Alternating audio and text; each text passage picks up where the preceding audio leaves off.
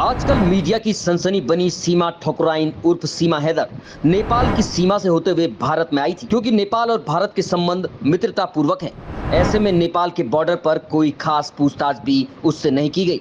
वहीं अब कई संवेदनशील मुद्दों पर शुक्रवार को उत्तराखंड के सीमांत जनपद पिथौरागढ़ में भारत और नेपाल के अधिकारियों के बीच एक महत्वपूर्ण बैठक हुई है। इस बैठक में तय हुआ कि दोनों देशों की सीमा पर स्थापित सुरक्षा एजेंसियों और स्थानीय पुलिस के मध्य आपसी समन्वय किया जाए। वहीं आवागमन करने वाले नागरिकों से अपने अपने राज्य से संबंधित कोई एक पहचान पत्र दिखाने की अनिवार्यता हो। दोनों देशों की सीमा पर सघन चेकिंग और पेट्रोलिंग और सूचनाओं का आदान प्रदान किया जाए। वहीं जाली नोटों की तस्करी, अवैध मादक पदार्थों और मानव तस्करी, वन्य जीव जंतुओं के अंगों की तस्करी को रोकने में आपसी सहयोग से काम करने के साथ सीमावर्ती क्षेत्रों में होने वाली महत्वपूर्ण घटना नेपाल में भारत विरोधी गतिविधियों के संबंध में सूचना देने के साथ भारत नेपाल के मध्य स्थित दारचूला छारचुम मोटर पुल का निर्माण समय से पूरा करने का आपसी सहयोग दिया जाए। इस तरह के तमाम मुद्दों पर भारत और नेपाल के अधिकारियों के बीच में बातचीत हुई है। आपको बता दें कि भारत नेपाल के 16 मामलों में दोनों देशों के आपसी समन्वय से काम करने पर चर्चा हुई। नेपाल के उच्चाधिकारियों के पिथौरागढ़ पहुंचने पर पिथौरागढ़ प्रशासन ने स्वागत करते हुए भारत नेपाल के रोटी बेटी के संबंधों को और मजबूती देने का और आपसी समन्वय से काम करने पर जोर दिया। आपको बता दें कि भारत नेपाल समन्वय समिति की बैठक पिथौरागढ़ विकास भवन में आयोजित की गई। पिथौरागढ़ जिले से लगे नेपाल के पश्चिमांचल क्षेत्र के दारचूला और बैतूल जिले के उच्चाधिकारियों के साथ पिथौरागढ़ जनपद के प्रशासनिक अधिकारियों के साथ ये महत्वपूर्ण बैठक हुई। पिथौरागढ़ से नीरज की रिपोर्ट। चीज़ों पे काम किया जाएगा दोनों देशों का आपस में समन्वय के साथ।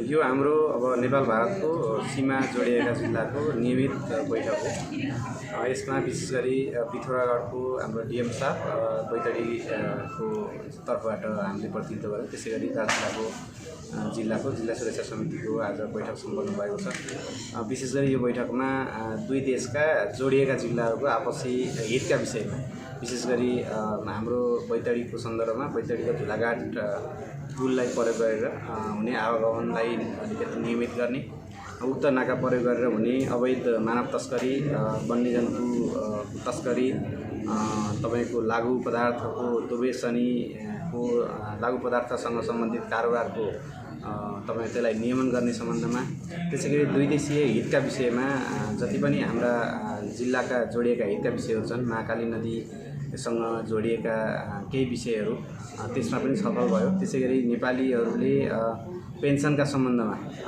पटक पटक भारतीय ब्याङ्कमा आउनुपर्ने र त्यहाँ केही झेल्ने समस्याको विषयमा त्यसलाई पनि सहजीकरण गर्नलाई दुवै देशको तर्फबाट एउटा समझदारी बनेको छ।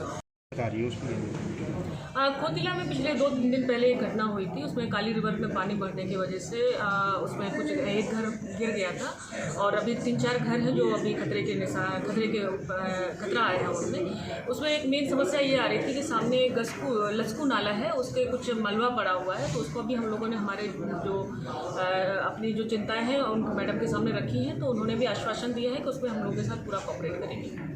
चाहिँ निरन्तर भएको छ।